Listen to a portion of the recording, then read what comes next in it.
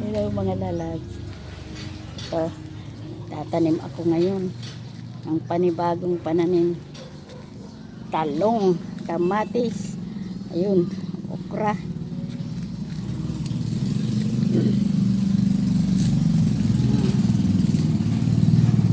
Sa inyo, ito, hindi ko na ilaalisin sa plastic kasi init naman yan.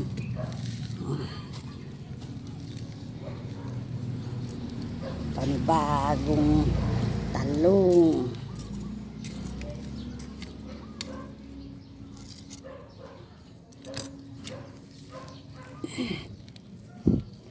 Ito.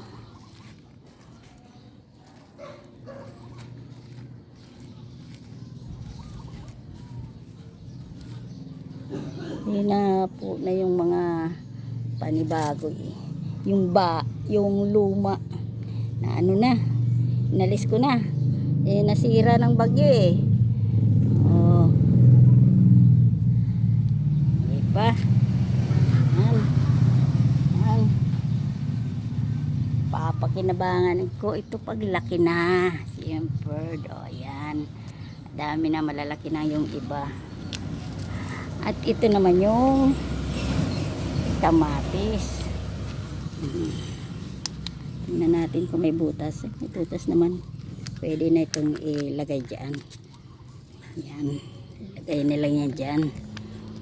Ito kailangan. Okay na yan. Yun, kamatis. Ito sili.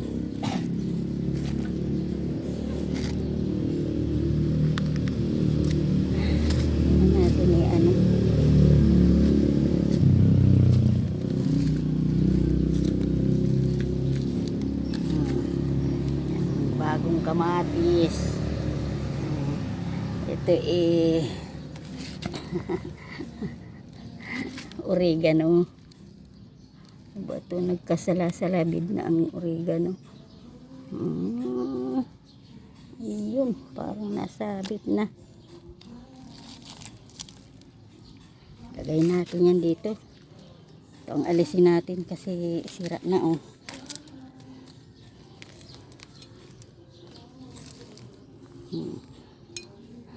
Mas mainam ang oregano.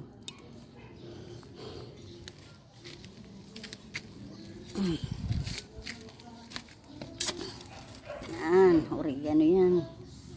Oh, yung tanglad. Ang tanglad at oregano ay pamproteksyon yan sa lamok, kaya hindi malamok sa amin. Protection yan. Lalo kung may ahas na takot sa tanglad ang ahas.